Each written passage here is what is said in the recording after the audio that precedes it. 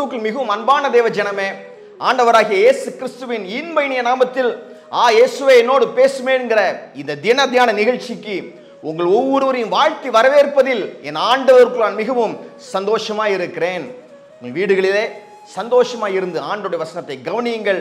ஆண்டவர் தாமே உங்களை ஆசீர்வதிப்பாராக.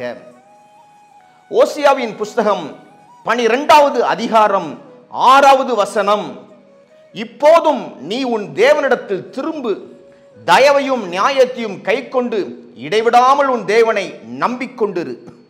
2 காரியங்களை பார்த்து இந்த முழு வசனத்தையும் பார்க்க போகிறோம். நீ உன் தேவனிடத்தில் திரும்பு, நம்பர் 1.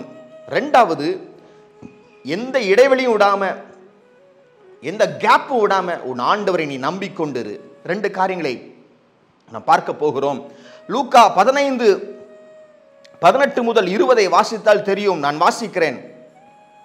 இளையகுமாரன் சொல்லுகிறார், நான் எழுந்து என் தகப்பனிடத்திற்கு போய், தகப்பனே, பரத்துக்கு விரோதமாகவும் உமக்கு முன்பாகவும் பாவம் செய்தேன். இனிமேல் உம்முடைய குமாரன் என்று சொல்லப்படுவதற்கு நான் பாத்திரன் அல்ல. உம்முடைய கூலிக்காரரில் ஒருவனாக என்னை வைத்துக் கொள்ளும் என்பேன் என்று சொல்லி எழுந்து புறப்பட்டு தன் தகப்பனிடத்தில் வந்தான். அவன் தூரத்தில் வரும்போதே அவனுடைய தகப்பன் அவனை கண்டு மனதுருகி ஓடி அவன் கழுத்தை கட்டிக்கொண்டு அவனை முத்தம் செய்தான். இளையகுமாரன், எனக்கு ஆஸ்தியை பிரித்து தாங்கன்ட்டு அவங்க அப்பாட்ட கேட்டுட்டு ஆஸ்தியை பிரித்து கொடுக்கும் பொழுது எடுத்துக்கொண்டு தூர தேசத்தில் போய்விட்டார். அவர் திரும்பி வர்றாரு. போயிட்டு நல்ல கஷ்டம்லாம் பட்டுட்டு அவர் சொல்றாரு, இனிமே நான் அங்கே இருக்க மாட்டேன், நான் திரும்ப போகிறேன். இந்த தகப்பன் நம் பரம தகப்பனாக இருக்கிறார்.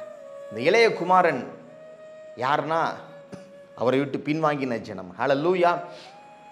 அப்போ அவர் சொல்லுகிறார், நான் இப்படிலாம் சொல்ல போறேன் தகப்பன்ட்ட, தகப்பனே, பரத்துக்கு விரோதமாகவும் உமக்கு முன்பதாகவும் பாவம் செஞ்சிட்டேன்ப்பா, இனிமேல் உங்கள் பையன் சொல்லப்படுவதற்கு அருகதே கிடையாது, எனக்கு நான் வேலைக்காரனா வச்சுக்கோங்க என்று சொல்லி நான் எங்கள் தகப்பன்ட்ட பேச போறேன்னு சொல்றாரு. ஓசியா 14:2 முதல் பகுதி சொல்லுகிறது, வார்த்தைகளை கொண்டு கர்த்தரிடத்தில் திரும்புங்கள். ஹல்லேலூயா. பாருங்க, யாக்கோபு தன் அண்ணனை பார்க்க போகும் பொழுது, திரும்பி போகும் பொழுது நிறைய கிஃப்ட்ஸ்லாம் கொண்டு போய் காம் பண்றாரு அண்ணனை. ஹல்லேலூயா. ஆனா ஆண்டவருக்கு நீங்க கிஃப்ட்ஸ்லாம் கொண்டு போறது வேற விஷயம். முதலாவதாக வார்த்தைகளை கொண்டு நீங்கள் ஆண்டவரிடத்தில் திரும்புங்கள். ஹல்லேலூயா. நிறைய பிளான் பண்ணிட்டு போறாரு. ஆனா அவருடைய எக்ஸ்பெக்டேஷனுக்கு மேலாக இருந்தது என்று 20வது வசனத்தில் பார்த்தோம். தகப்பன் அவனை கண்டு மனதுருகி ஓடி அவன் கழுத்தை கட்டிக்கொண்டு அவனை முத்தம் செய்தானாம். ஹல்லேலூயா. இதுதான் பரம தகப்பனின் அன்பாக இருக்கிறது. ஹல்லேலூயா. நீங்களும் நானும் ஆண்டவரை விட்டு பின்வாங்கி போன நிலைமையிலும் ஆண்டவர் என்ன செய்தார்? திரும்ப வரும் பொழுது அவர் நம்மை கெட்டிப்பிடித்து முத்தம் செய்தார் அல்லவா? ஹல்லேலூயா. இன்றைக்கு நீங்க ஒருவேளை ஆண்டவர் விட்டு தூரமாய் போயிருந்தால் திரும்புங்கள் ஆண்டவரிடம். ஆண்டவர் உங்களை அதிகமாய் நேசித்து உங்களை முத்தம் செய்து அணைத்துக் கொள்ளுவார்.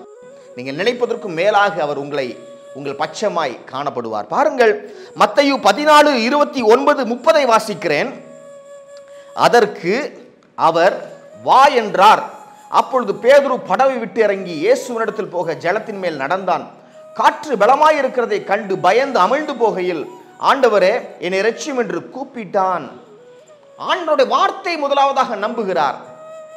நம்ம பார்த்து விசுவாசிப்பது அல்ல, நாம் காணாமல் அவருடைய வசனத்தை கேட்டு நாம் விசுவாசிக்கிறோம். ஹல்லேலூயா. ஆண்டவர் சொல்றாரு, நீ வா அப்படின்னு சொல்றாரு. அந்த வா என்கிற அந்த வார்த்தையை நம்பி அவர் கடலின் மேல் நடக்கிறார். ஹல்லேலூயா. ஆமா, அப்போ மூழ்கி போகவே இல்லை.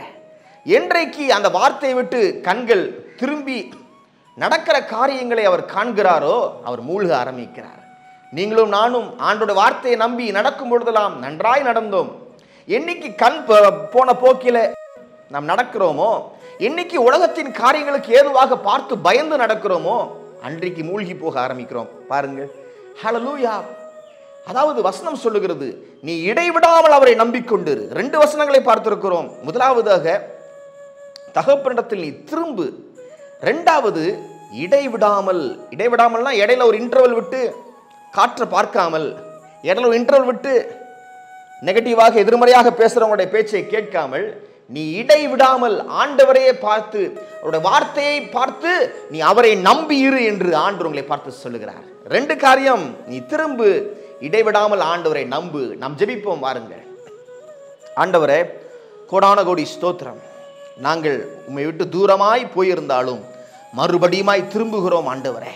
நாங்கள் திரும்பும் பொழுது நீர் எங்களை ஏற்றுக்கொள்ளுகிற நல்ல தகப்பனாய் காணப்படுகிறீர் ஆண்டவரே.